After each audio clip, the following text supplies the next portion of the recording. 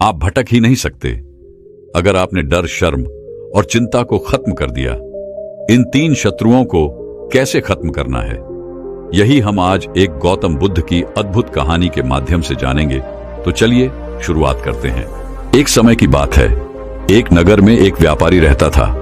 वह अपने और अपने परिवार के भरण पोषण के लिए नमक का व्यापार किया करता था। उसके परिवार में उसकी पत्नी और 2 पुत्र थे। व्यापारी के दोनों पुत्रों का स्वभाव एकदम विपरीत था। जहां एक और उसका बड़ा पुत्र बहुत ही संकोची और शर्मीले स्वभाव का था, उसे किसी से बात करने में भी शर्म आती थी। वहीं उसका छोटा पुत्र बहुत ही बेरहमी और खुले स्वभाव वाला व्यक्ति था। वह किसी के भी सामने अपनी बात कहने में संकोच नहीं करता था।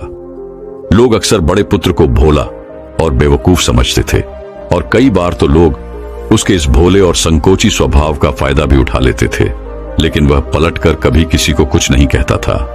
व्यापारी अपने पुत्र के ऐसे स्वभाव के कारण उस पर बहुत अधिक नाराज रहता था। ठीक से बातचीत ना कर पाना और शर्मीले स्वभाव के कारण व्यापारी ने कई बार अपने बड़े पुत्र की पिटाई भी कर दी थी। हालांकि बार बार उस पर गुस्सा करने और पीटने की वजह से व्यापारी के बड़े पुत्र का स्वभाव सुधरने की बजाय और खराब हो गया था। अब शर्म और संकोच के साथ साथ उसके अंदर डर भी बैठ गया था। आत्मविश्वास की कमी की वजह से बड़ा पुत्र बचपन से ही बहुत अधिक परेशान रहने लगा था। अपने डर की वजह से वह परीक्षा में याद किए हुए प्रश्नों के उत्तर भी भूल जाता था और उन्हें लिख नहीं पाता था। इस कारण उसकी शिक्षा भी ठीक ढंग से पूरी नहीं हो पाई।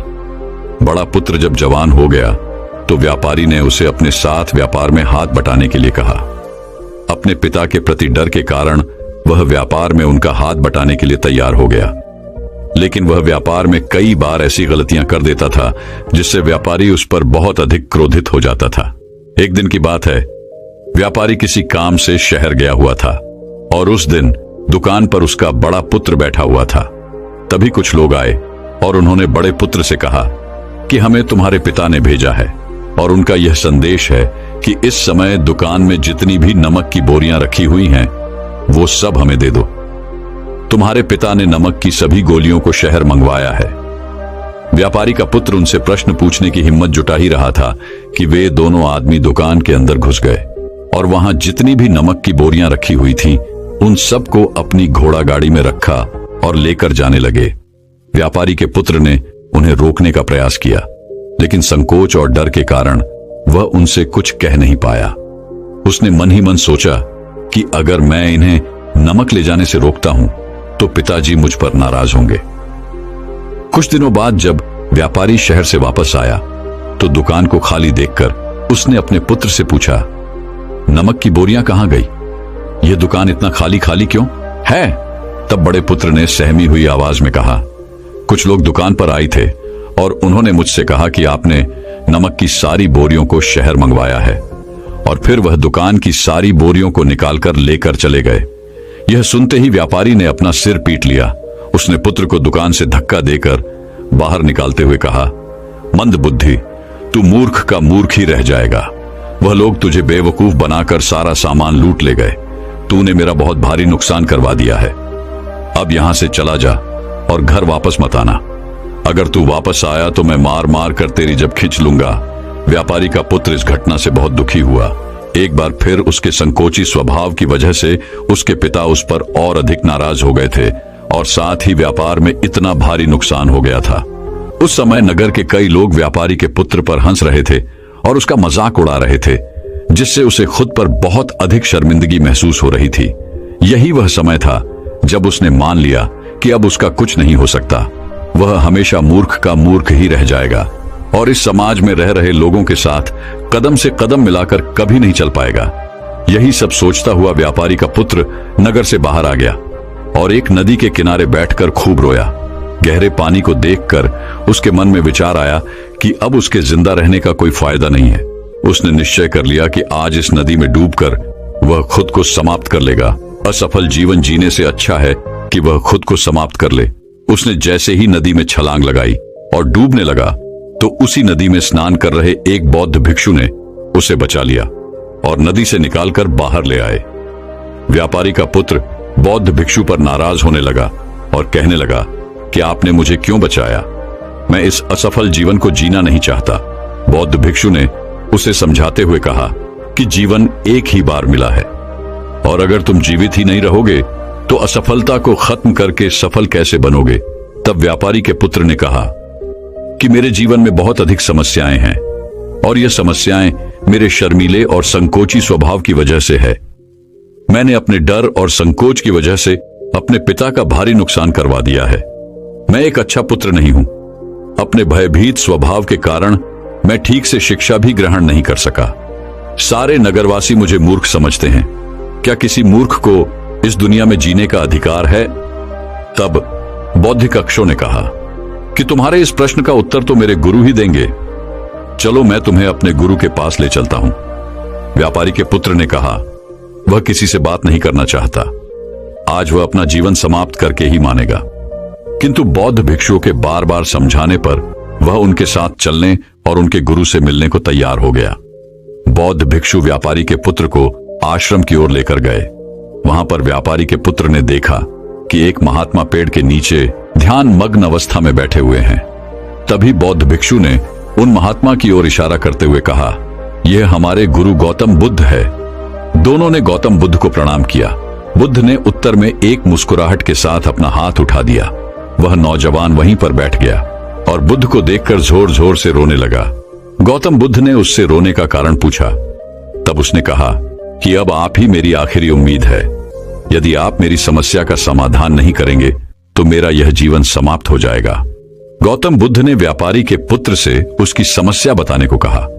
तब उसने बताया कि किस प्रकार वह बचपन से ही शर्मीले और अंतर्मुखी स्वभाव का है। इस कारण लोग उसे मूर्ख समझ लेते हैं और उसके पिता भी उससे नफरत करने लगे हैं। तब गौतम बुद्ध ने युवक को शांत कराते हुए कहा कि मेरे पास तुम्हारी समस्या का समाधान है, जिसके बाद तुम्हारा जीवन बहुत ही आसान हो सकता है। युवक ने खुश होते हुए पूछा, क्या सच में ऐसा हो सकता है? आप बहुत ही महान व्यक्ति प्रतीत होते हैं। हे महात्मा, मैं भी आपका शिष्य बनना चाहता हूं। क्या आप मुझे अपने शिष्य के रूप में स्वीकार करेंगे? गौतम बुद्ध ने कहा कि हां, अवश्य। उस युवक ने कहा, ठीक है गुरुदेव, अब आप मुझे वो उपाय बताइए जिससे कि मेरा जीवन बदल जाए। गौतम बुद्ध ने कहा, लेकिन उससे पहले तुम्हें मेरे कुछ महत्वपूर्ण कार्य करने होंगे। अगर तुम मेरे यह कार्य कर दो तब मैं तुम्हें कुछ ऐसे उपाय बताऊंगा जिससे तुम्हारे जीवन में सब कुछ ठीक हो जाएगा और तुम्हारे पिता भी तुमसे प्रसन्न रहेंगे। गौतम बुद्ध ने आगे कहा, आज से ठीक 3 दिन बाद मैं तुम्हें ऐसे उपाय बताऊंगा जिससे तुम्हारा जीवन पूरी तरह से बदल जाएगा। लेकिन इन 3 दिनों तक तुम्हें मेरे सभी कार्य करने होंगे। मैं जैसा जैसा कहूंगा, अगर तुम ठीक वैसा ही कार्य करने में सफल रहे तो 3 दिन बाद तुम्हारा जीवन बदल जाएगा। तुम्हारा पहला दिन कल से शुरू होगा। अभी जाओ और जाकर आश्रम में ही आराम करो। अगले दिन की सुबह होते ही व्यापारी का पुत्र गौतम बुद्ध के पास पहुंचा और बोला, हे गुरुदेव, मुझे पहले दिन का कार्य बताइए। तो गौतम बुद्ध ने कहा कि आज तुम्हें 20 अजनबी व्यक्तियों से बातचीत करनी है और उनका हाल जानना है। इसका लेखा जोखा शाम तक लेकर आ जाना। व्यापारी के पुत्र को अंदर से बहुत डर महसूस हुआ, लेकिन उसने गौतम बुद्ध को हां कह दिया। फिर वह निकल पड़ा 20 अजनबी लोगों से बातचीत करके। शुरू में तो उसे बहुत अधिक संकोच लग रहा था। कई लोग तो उसे डांट कर भगा भी देते थे, लेकिन उसके सामने अपना जीवन बदलने का यही एकमात्र उपाय था। आखिरकार कोशिश करते हुए उसने 20 अजनबी लोगों के नाम और उनके व्यापार का लेखा जोखा प्राप्त कर लिया। शाम होने पर जब वह गौतम बुद्ध के पास पहुंचा तो खुश होते हुए उसने गौतम बुद्ध को बताया कि आज का कार्य उसने सही ढंग से पूरा कर लिया है। यहां तक कि कुछ लोग तो उसके मित्र भी बन गए हैं। दूसरे दिन की सुबह होते ही फिर वह नौजवान गौतम बुद्ध के समक्ष पहुंचा। तब गौतम बुद्ध ने कहा, आज का कार्य है कि तुम आश्रम में रह रहे 100 शिष्यों को संबोधित करते हुए उन्हें जल के उपयोग के विषय में पढ़ाओ। गौतम बुद्ध की यह बात सुनकर व्यापारी का पुत्र हक्का बक्का रह गया। उसने कहा कि आप मुझसे ये किस प्रकार के कार्य करवा रहे हैं? मैं अपनी शिक्षा ठीक से पूरी नहीं कर पाया हूं, इसीलिए मैं पढ़ाने का यह कार्य नहीं कर पाऊंगा। तब गौतम बुद्ध ने कहा कि ठीक है, फिर मैं तुम्हें उपाय भी नहीं बताऊंगा। व्यापारी के पुत्र ने विनती करते हुए कहा कि आप जानते हैं कि मेरी शिक्षा अधूरी है, फिर मैं बालकों को शिक्षा कैसे दे सकता हूं। गौतम बुद्ध ने हल्की सी मुस्कान भरते हुए कहा कि यहां सिर्फ मैं जानता हूं कि तुम्हारी शिक्षा अधूरी है। वे बालक नहीं जानते तुम हर दिन अपने जीवन में जल का उपयोग करते हो। यही सब बातें उन बालकों को कुछ आकर बतानी है। अंततः जब व्यापारी के पुत्र के पास कोई बहाना शेष नहीं बचा तो हिम्मत जुटाकर वह उन बालकों के पास पहुंच गया। शुरू में तो उसके हाथ पैर कांप रहे थे, लेकिन आखिरकार उसने बालकों को जल के महत्व के बारे में बताना शुरू कर दिया। उसने बालकों को जल की 5 विशेषताएं बताई और जल्दी से वहां से भाग आया। गौतम बुद्ध के पास पहुंचकर उसने बताया कि बहुत अधिक डर लग रहा था, किंतु मैंने बालकों को जल की 5 विशेषताएं बता दी हैं। गौतम बुद्ध ने कहा कि जाओ, एक और कोशिश करके आओ। उस नौजवान ने एक बार फिर हिम्मत जुटाई और बालकों को जल के महत्व के बारे में पढ़ाना शुरू किया। इस बार व्यापारी के पुत्र को बिल्कुल भी घबराहट नहीं हो रही थी। उसने पूरे आत्मविश्वास के साथ बालकों को जल के विषय में पढ़ाया। तब गौतम बुद्ध ने उसकी प्रशंसा करते हुए कहा, तुम अवश्य ही साहसी हो। गौतम बुद्ध के मुंह से अपनी प्रशंसा सुनकर वह युवक बहुत प्रसन्न हुआ। युवक जब तीसरे दिन गौतम बुद्ध के पास आया तो गौतम बुद्ध ने उससे कहा कि आज का कार्य तुम्हें कुछ अजीब लग सकता है, किंतु आज तुम्हें अपने पिता से मिलने जाना है। गौतम बुद्ध के मुंह से यह बात सुनकर वही वक्त बहुत अधिक डर गया। उसने तुरंत कहा कि नहीं नहीं, मैं अपने पिता के सामने नहीं जा सकता, मुझ में इतनी हिम्मत नहीं। गौतम बुद्ध ने कहा कि ठीक है, फिर मैं तुम्हें उपाय भी नहीं बताऊंगा। अंततः व्यापारी के पुत्र को गौतम बुद्ध की बात माननी पड़ी। गौतम बुद्ध ने उसे समझाते हुए कहा कि अपने पिता के पास जाकर उनसे क्षमा मांगना और कहना कि वे तुम्हें एक और अवसर दें ताकि तुम खुद को बुद्धिमान साबित कर सको। गौतम बुद्ध के कहे अनुसार उस युवक ने पूरे आत्मविश्वास के साथ अपने पिता का सामना किया और उनसे क्षमा मांगी। आखिरकार व्यापारी ने अपने पुत्र को क्षमा कर दिया और उसे एक और अवसर देने के लिए तैयार हो गया। व्यापारी का पुत्र गौतम बुद्ध के पास आया और उस उपाय के बारे में पूछने लगा जिसे गौतम बुद्ध ने 3 दिन बाद बताने का वचन दिया था। तब गौतम बुद्ध ने मुस्कुराते हुए कहा कि तुमने स्वयं ही अपना उपाय खोज लिया है। तुम किसी से बात नहीं कर पाते थे, संकोची और शर्मीले थे। यह सब तुम्हारे मन में बैठा हुआ डर था और तुमने जैसे ही उस डर का सामना किया वह खत्म हो गया। जीवन में तुम्हें जिस भी काम से डर लगे उस काम को करना शुरू कर दो, डर स्वयं ही समाप्त हो जाएगा। अब वह युवक समझ चुका था कि गौतम बुद्ध उसे क्या बताना चाह रहे हैं। उसने गौतम बुद्ध का धन्यवाद किया और उनसे वादा किया कि वह जीवन में सफल होकर दिखाएगा। तो दर्शकों, चलिए अब अगली डर और शर्म के ऊपर की कहानी की शुरुआत करते हैं। गांव में रहने वाला एक नौजवान लड़का अपने मानसिक डर से बहुत परेशान था। उसे हमेशा किसी न किसी बात का डर लगा ही रहता था। कभी वह यह सोचकर डरता कि पता नहीं उसका भविष्य कैसा होगा, वह खुद के और अपने माँ बाप के सपने पूरे कर भी पाएगा या नहीं। उसे हमेशा यही लगता था कि उसके अंदर बहुत सारी कमियां हैं और इसी सोच की वजह से वह खुद को दूसरों की तुलना में छोटा और कमतर समझता था। यहां तक कि उसे लोगों से खुलकर बात करने में भी डर लगता था। जब वह लोगों के साथ उठता बैठता या बातें करता तो उसे लगता कि लोगों का ध्यान सिर्फ उसकी कमियों की तरफ ही है। इसीलिए वह लोगों के सामने असहज और घबराहट महसूस करता था। उसे इस बात से भी जलन होती थी कि उसके आसपास के लोग उससे आगे कैसे निकल रहे हैं, और साथ ही उसे इस बात का डर भी लगा रहता कि कहीं उसके मित्र या आसपास के लोग उससे आगे ना निकल जाएं, और अगर ऐसा हुआ तो वह उनके सामने छोटा और कमजोर साबित हो जाएगा। और इसी पिछड़ने व कमजोर साबित होने के डर से वह पता होने के बाद भी अपने मित्रों और साथियों के साथ ऐसी किसी भी जानकारी या अवसर को साझा नहीं करता था जिसमें उसे लगता था कि सामने वाला उस जानकारी या अवसर का फायदा उठा लेगा। इसीलिए वह लोगों के सामने असहज और घबराहट महसूस करता था। उसे इस बात से भी जलन होती थी कि उसके आसपास के लोग उससे आगे कैसे निकल रहे हैं, और साथ ही उसे इस बात का डर भी लगा रहता कि कहीं उसके मित्र या आसपास के लोग उससे आगे न निकल जाएं, और अगर ऐसा हुआ तो वह उनके सामने छोटा और कमजोर साबित हो जाएगा।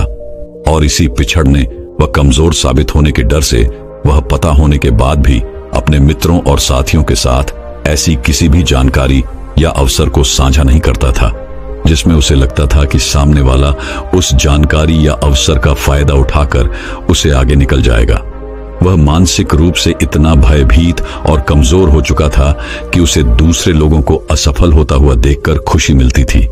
वह अक्सर खुद के काम और तरक्की की तुलना अपने आसपास के दूसरे लोगों से करता, और जो व्यक्ति उससे अधिक सफल होता उस व्यक्ति के प्रति उसके मन में जलन और ईर्ष्या के भाव पैदा होने लगते, और जो व्यक्ति उससे कम सफल होता उस व्यक्ति को देखकर उसे खुशी मिलती। अपनी इस तुलनात्मक और नकारात्मक सोच से, वह डर की वजह से वो नौजवान अक्सर अशांत रहता था, और उसे पता भी था कि यह डर और तुलनात्मक सोच उसके लिए ठीक नहीं है।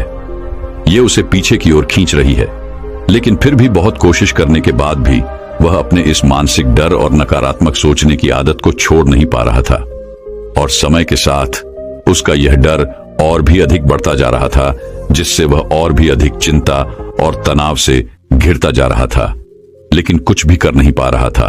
तभी अचानक उसे एक दिन एक बौद्ध भिक्षु के बारे में पता चला, जो कि उसके पड़ोस के गांव में बने बौद्ध मठ में ही रहा करते थे। वह बौद्धिक शुभ एक ध्यानी व्यक्ति थे, और उनके बहुत सारे शिष्य भी थे। वह अपनी बुद्धि और ज्ञान के बल पर लोगों की बड़ी बड़ी समस्याओं का समाधान निकालने के लिए उस पूरे क्षेत्र में प्रसिद्ध थे। बौद्ध भिक्षु के बारे में जानकारी मिलते ही वह नौजवान लड़का अगले दिन बौद्ध भिक्षु के पास पहुंच जाता है और उनको प्रणाम कर उनके समक्ष एक उदास चेहरे के साथ बैठ जाता है। पहले तो बौद्ध भिक्षु ने उसके चेहरे की तरफ बड़े ध्यान से देखा, और फिर एक बड़ी ही शांत और मधुर आवाज में उसके आने का कारण पूछा। उस नौजवान लड़के ने बड़े ही उदास और दुखी मन के साथ अपनी कहानी सुनानी शुरू की। उसने कहा, मुनिवर, मैं अक्सर डरा हुआ और अशांत रहता हूं। मैं अक्सर अपने भविष्य और काम को लेकर चिंतित और भयभीत रहता हूं। मुझे हमेशा दूसरों से पिछड़ने और कमजोर साबित होने का डर सताता रहता है। मुझे दूसरों की सफलता देखकर जलन और ईर्ष्या होती है, और उनकी असफलता में खुशी मिलती है। मैं हर पल खुद पर संदेह करता रहता हूं और दूसरों से खुद की तुलना करता रहता हूं, जिसकी वजह से मैं अंदर से बहुत ही अशांत और परेशान हो चुका हूं। और इस अशांति व डर की वजह से मैं अपने जीवन में कुछ बड़ा नहीं कर पा रहा हूं। मुनिवर, मैं आपके पास बड़ी उम्मीद लेकर आया हूं। कृपया मुझे कोई सही रास्ता दिखाएं। बौद्ध भिक्षु ने उस नौजवान लड़के की बात पूरे ध्यान से सुनी, और फिर एक साथ वह गंभीर आवाज में कहना शुरू किया, ये सभी डर और लक्षण केवल उस व्यक्ति में पाए जाते हैं जिसमें आत्मविश्वास की कमी है, जिसे खुद पर भरोसा नहीं है, और जो खुद के साथ सहज नहीं है। क्योंकि जिस व्यक्ति को खुद पर भरोसा है और जो खुद से जुड़ा हुआ है, वह कभी भी किसी और की सफलता पर दुखी नहीं होगा, और ना ही किसी की असफल होने पर उसे खुशी होगी। एक आत्मविश्वास से भरा व्यक्ति इस डर में नहीं जीता कि वह लोगों से पिछड़ जाएगा या फिर उनकी नजरों में कमजोर साबित हो जाएगा, क्योंकि उसे अपनी काबिलियत और मेहनत पर भरोसा होता है। इसीलिए वह हर परिस्थिति में अपना सर्वश्रेष्ठ देने का प्रयास करता है। बिना परिणाम की ज्यादा चिंता किए तो आज मैं तुम्हें 9 ऐसी आदतों के बारे में बताऊंगा जो उन लोगों के अंदर पाई जाती हैं जो आत्मविश्वास से भरे होते हैं, जिन्हें खुद पर भरोसा होता है, जो खुद के साथ सहज होते हैं और खुद से जुड़े होते हैं। और इन आदतों को अपनाकर तुम भी खुद को आत्मविश्वास से भर सकते हो, खुद के साथ तालमेल बिठाना सीख सकते हो, और खुद को डर, जलन, ईर्ष्या और तुलना जैसे नकारात्मक विचारों से दूर रखकर अपने काम पर ध्यान दे सकते हो। तो मेरी इन बातों को ध्यान से सुनना और यह समझने का प्रयास करना कि तुम कहां पर खड़े हो, यानी इनमें से कौन सी आदतें तुम्हारे अंदर हैं, और अभी ऐसी और कौन सी आदतें हैं जो तुम्हें अपने अंदर विकसित करनी है, एक शांत, खुशहाल और सफल जीवन जीने के लिए। तो चलो शुरू करते हैं पहली आदत से। तो पहली आदत है कि चीजों और बातों को व्यक्तिगत रूप से लेना बंद करो। हर चीज को व्यक्तिगत यानी अपने ऊपर लेने की कोई जरूरत नहीं है, क्योंकि कोई भी इंसान अगर चीजों को व्यक्तिगत तौर पर लेता है, कोई भी बात अगर किसी समूह के लिए बोली जा रही है या आमतौर पर सबके लिए बोली जा रही है, और वो व्यक्ति उस बात को अपने ऊपर ले लेता है, तो फिर वो वहां पर बहुत ज्यादा अपमानित महसूस करता है और अपने आत्मविश्वास को बहुत गहरी चोट पहुंचा लेता है। हमें चीजों को व्यक्तिगत रूप से लेने की बजाय, उसे व्यक्तिगत अर्थ देने की बजाय उसका सामूहिक और परिस्थितिक अर्थ निकालना सीखना चाहिए। यानी कि वो बात कितनों के लिए किस मकसद से और किस परिस्थिति में बोली गई है, इस बात को ध्यान में रखते हुए उसका मतलब निकालना चाहिए। और जो भी व्यक्ति अपने साथ सहज होता है उसे खुद पर भरोसा होता है। वह खुद को जानता है कि वह कौन है, इसीलिए वह कभी भी चीजों को व्यक्तिगत रूप से नहीं लेता। इसकी बजाय वह मौजूदा परिस्थिति के अनुसार उस बात का मतलब निकालता है। जब हम परिस्थिति और मौके के अनुसार चीजों या कही गई बातों का मतलब निकालना सीख जाते हैं तो फिर हम खुद को बेवजह का दोष देने और खुद पर बेमतलब का दबाव बनाकर परेशान होने से बच जाते हैं। दूसरी आदत है अपने आप पर, अपनी काबिलियत पर भरोसा रखना। अपने आप पर भरोसा करना यह सबसे खूबसूरत एहसास है। दूसरे हम पर भरोसा करें, यह हमारे लिए बहुत अच्छी, बहुत खास बात तो है ही, लेकिन जब हम खुद पर भरोसा करना सीख जाते हैं तो जिंदगी बहुत ही आसान और खूबसूरत बन जाती है। क्योंकि जब हमारा खुद पर विश्वास पक्का हो जाता है तो फिर कोई हमारा साथ दे या ना दे, हम जिंदगी में आगे बढ़ते जाते हैं। और कितनी भी बड़ी से बड़ी मुसीबत हमारे सामने आए, वो घुटने टेक कर चली ही जाती है और हम हंसते मुस्कुराते हुए आगे बढ़ते जाते हैं। आत्मविश्वास से भरे लोगों की तीसरी आदत है कि उनकी जिंदगी में एक ठहराव होता है और वह बिना किसी घबराहट के अपना पर्याप्त समय लेते हैं। जिंदगी में सब कुछ तुरंत नहीं मिलता और ना ही हर समय परिस्थितियां हमारे अनुकूल होती हैं।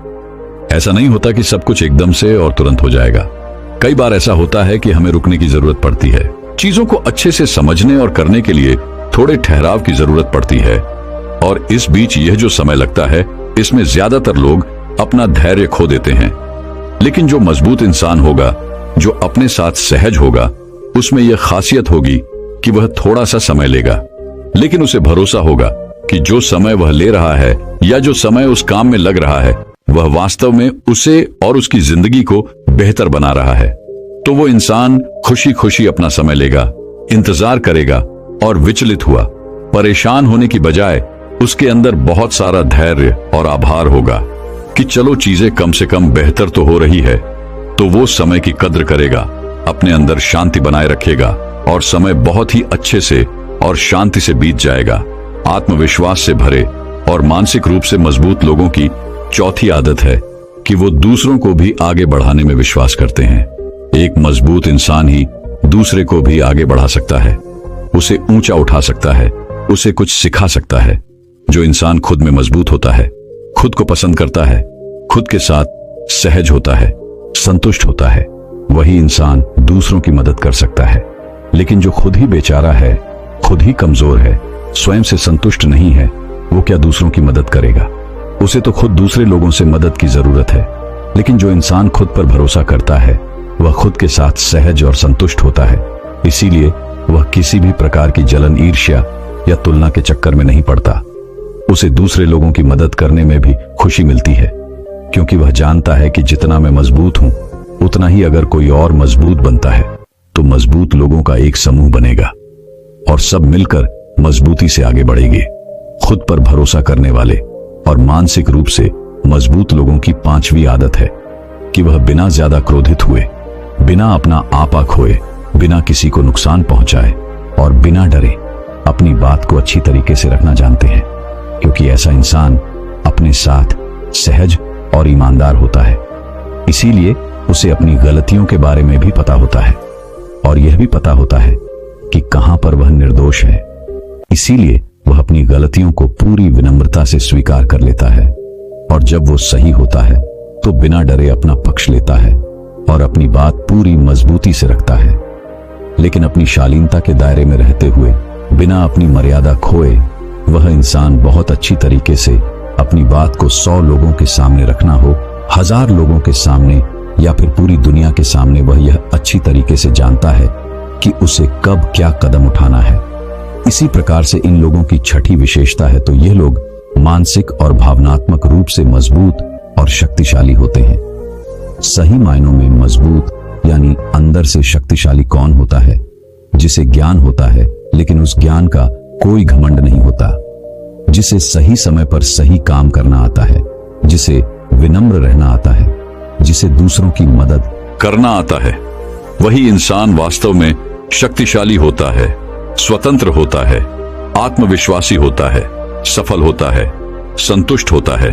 तो सही मायनों में एक मजबूत इंसान की पहचान ऐसी होती है कि वह अपने जीवन के सभी आयामों को मजबूत रखता है और खुद की ही तरह दूसरों को भी शक्तिशाली बनाने में विश्वास रखता है, क्योंकि वह जानता है कि सकारात्मक शक्ति को जितना फैलाया जाएगा वह उतनी ही गुना बढ़कर उसके पास वापस आएगी और वह और भी शक्तिशाली होता चला जाएगा।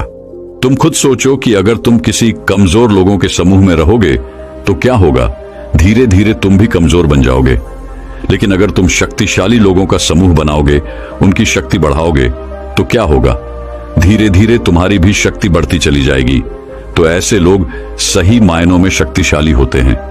आत्मविश्वास से भरे और खुद से जुड़े लोगों के साथ में विशेषता है कि ये लोग अपनी जिंदगी से संतुष्ट होते हैं। इसका मतलब ये नहीं कि आगे कुछ करने का जोश नहीं होता। आगे तो बहुत कुछ करना होता है, लेकिन अभी जो है उसके लिए धन्यवाद से भरे हुए होते हैं, संतुष्ट होते हैं, खुश होते हैं। दिल में सुकून, प्यार और एक सकारात्मक जज्बा होता है, क्योंकि संतुष्टि और धन्यवाद के भाव से ही आगे चलकर सफलता हमारे पास आती है, सौभाग्य हमारे पास आता है। लेकिन अगर हम असंतुष्ट हैं तो हम खुद से नाखुश रहेंगे, कमियां निकालेंगे, चिड़चिड़ करेंगे, जिससे यह ब्रह्मांडीय शक्ति, यह प्रकृति भी कहेगी कि हर समय रोता ही रहता है, कमी यही निकालता रहता है, छोड़ो इसे और जो मेरे खुशनुमा बच्चे हैं उनकी तरफ ध्यान देता हूं। ऐसा होता है ना कई बार कि जो बच्चा हर समय रोता रहता है, चिड़चिड़ाता रहता है, शिकायत करता रहता है, तो कई बार उसके माँ बाप भी उसे उसी हालत में छोड़ देते हैं कि रहने दो, इसे अपने आप ही रोक आकर थोड़ी देर में चुप हो जाएगा। लेकिन जो बच्चा प्यारा सा, खुशनुमा सा और शांत होता है, उसकी तरफ लोगों का प्यार और बढ़ता है, उसे और खुशियां मिलती हैं। तो कहने का अर्थ है कि जो लोग संतुष्ट होते हैं वो अपने साथ सहज और खुश रह पाते हैं और उनका अपने पर भरोसा बढ़ता चला जाता है। इसी तरह से इन लोगों की 8वीं आदत होती है कि यह लोग संतुलन में भरोसा रखते हैं। जीवन को अच्छी तरीके से जीने के लिए इसका संतुलित होना भी आवश्यक है। तो ऐसे मजबूत लोग जो अपने साथ सहज होते हैं, वह जीवन के संतुलित होने पर विश्वास रखते हैं। हमारे जीवन के बहुत सारे पहलू हैं, जैसे शारीरिक स्वस्थ, मानसिक स्वस्थ, घरेलू संबंध, सामाजिक संबंध, भविष्य के सपने, मौज मस्ती, सफलता इत्यादि। और अगर हम इन सभी चीजों को उचित समय देते हैं तो हमारे जीवन में एक संतुलन होगा। हम संतुष्ट रहेंगे, खुश रहेंगे, बीमार होने से बचे रहेंगे। लेकिन अगर हम जीवन के किसी एक क्षेत्र में बहुत ज्यादा ध्यान देते हैं, उसमें बहुत अच्छा कर रहे हैं, लेकिन बाकी दूसरे क्षेत्रों में बिल्कुल पिछड़े हुए हैं, तो क्या होगा? हमारे जीवन में कभी भी वो संतुष्टि, वो खुशी, वो आत्मविश्वास आ ही नहीं पाएगा। हम ज्यादातर समय परेशान ही रहेंगे। इसीलिए तुम्हारे जीवन के जो भी कमजोर क्षेत्र हैं, उनकी ओर भी ध्यान दो और एक योजना बनाओ कि कैसे उन्हें बेहतर किया जा सकता है, जिससे तुम अपने जीवन में एक संतुलन स्थापित कर सको। 9वीं और आखिरी आदत है कि यह लोग खुले विचारों वाले होते हैं। जो भी इंसान खुले दिमाग का होगा वह नए विचारों का स्वागत करेगा, दूसरों की राय का भी सम्मान करेगा।